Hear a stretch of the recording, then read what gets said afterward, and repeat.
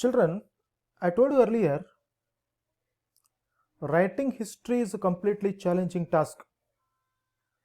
You may write a poem, you may compose a poem, you may write a story, but writing history is a very challenging task.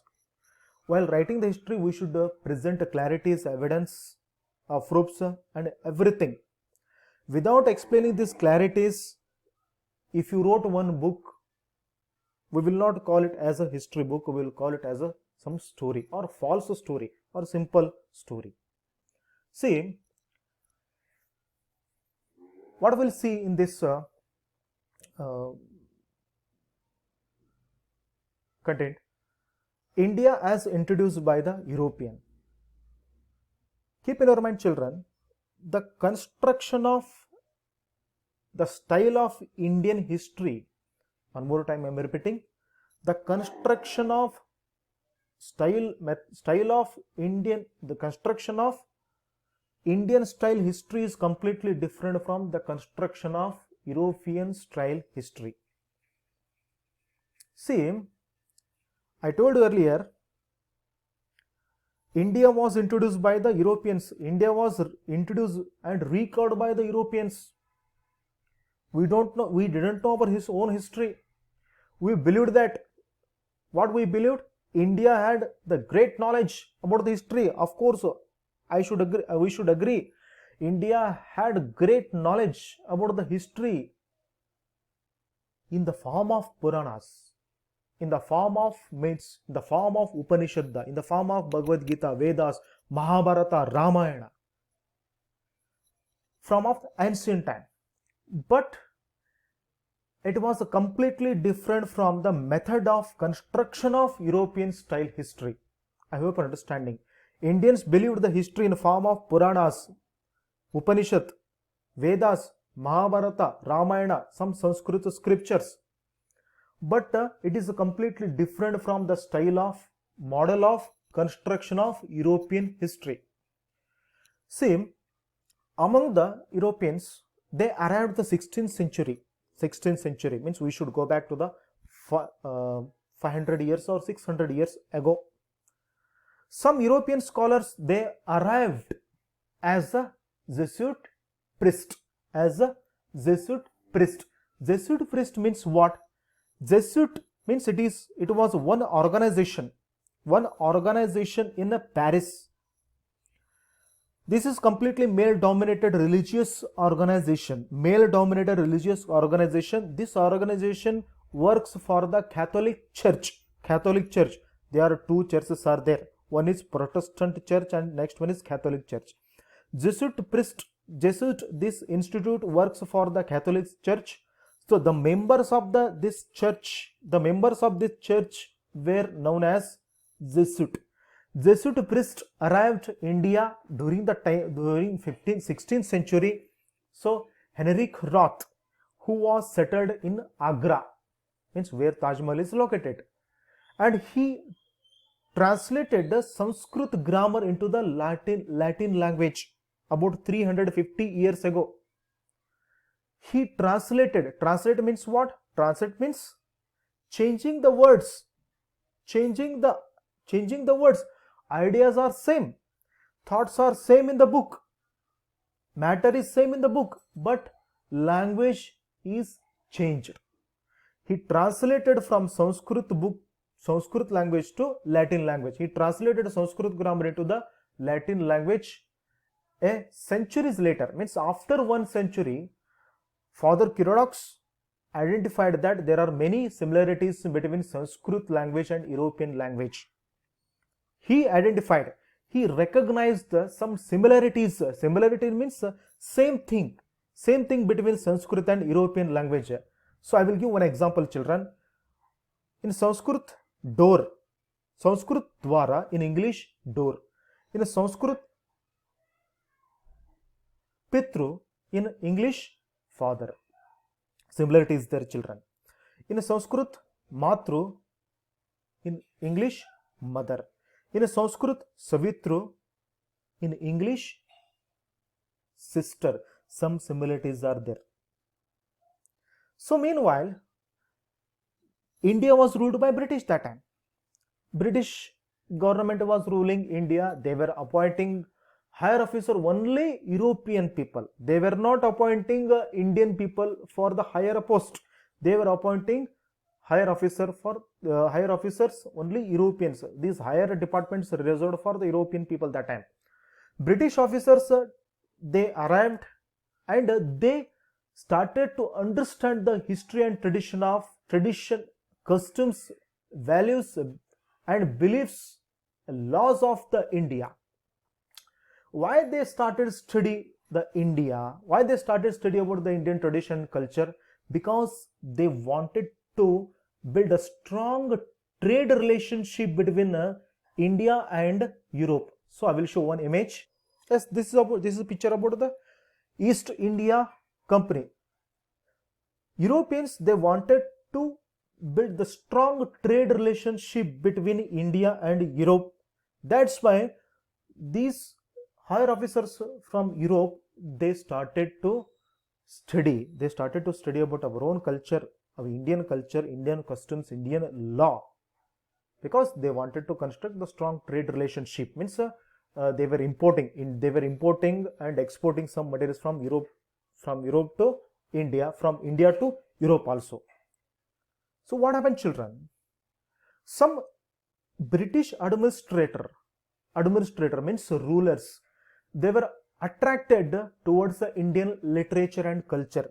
They were very much impressed the Indian literature and culture.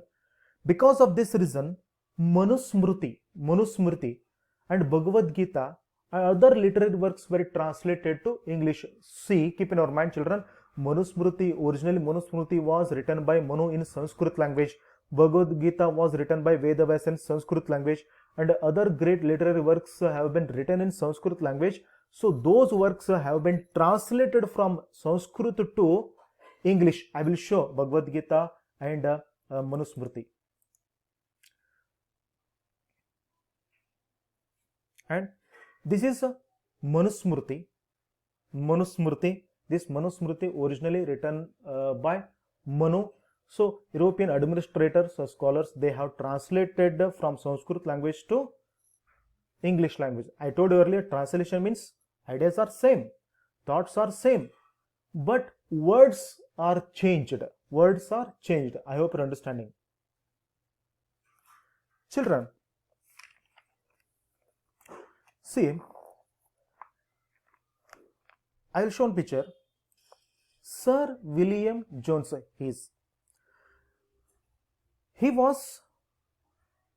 he came to India as a judge of Supreme Court,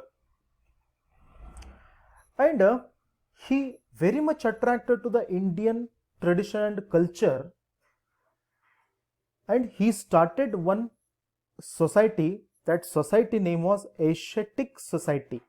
I hope you understand. One more time I will repeat.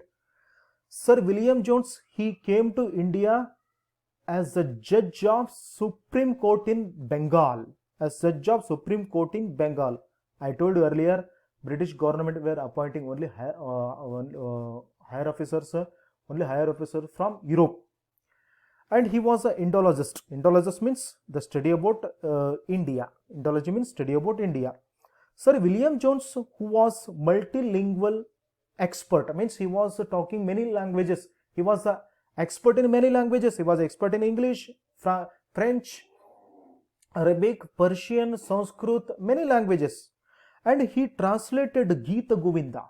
I will show the name of. I will show this book. This is Gita Govinda.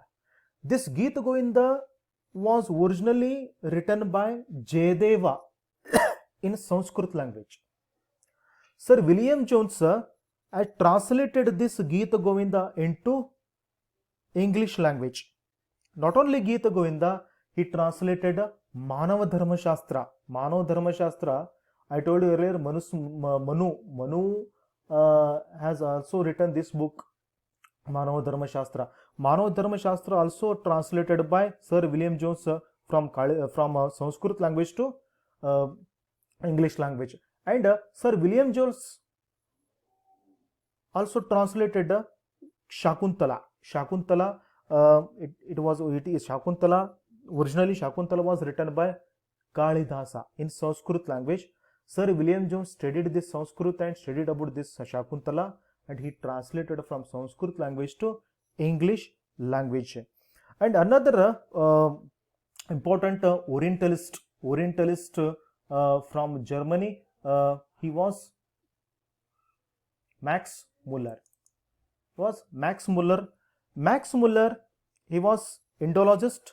Indologist means the person who is very much interested study about India and Eastern world is they are called Indologist. And he wrote one book. The name of the book is called Sacred Book of the East. Sacred means divine or pure. Sacred Book of the East.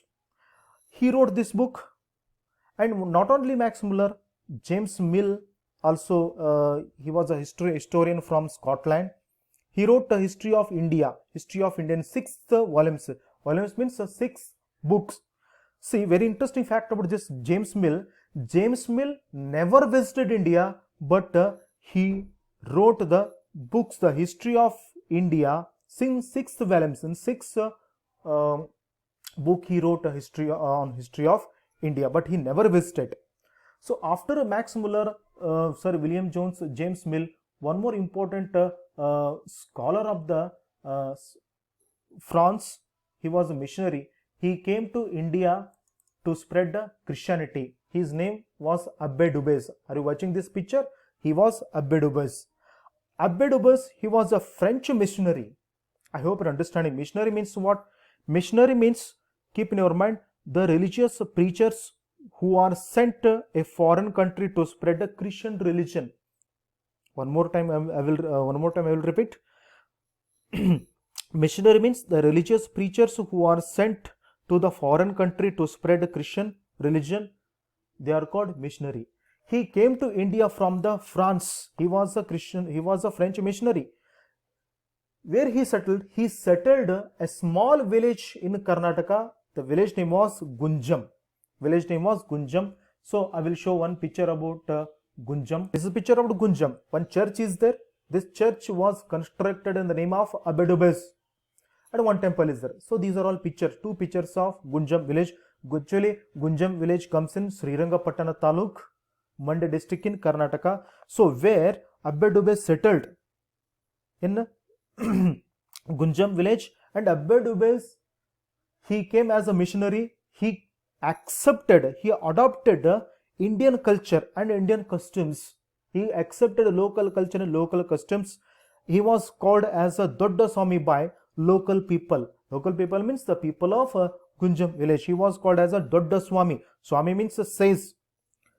He wrote Hindu Manners and Customs. One book, Hindu Manners and Customs. Children, this book is Hindu Manners and Customs. Hindu Manners, Customs and Ceremonies. Originally, this book was written by Abbé Dubès. Abbé Dubès, he accepted local culture, local customs, and he represented Indian customs. He presented Indian customs, values, thoughts, festivals, and Varnashrama system in his Hindu Manners, Customs and Ceremony. Who? Abbé Dubès. See, very interesting fact about this Abbé Dubès. Abbé Dubès, he settled in Gunjam village. He lived in Gunjam village for 24 years, and after 24 years he returned to his motherland. He came from France. He returned to France after that. And apart from William Jones, James Mill, Max Muller, and Abbé Dubès, many European scholars they have written books on India, and they visited. Some scholars, they have never visited. Some scholars, they visited India and they studied. So who are there?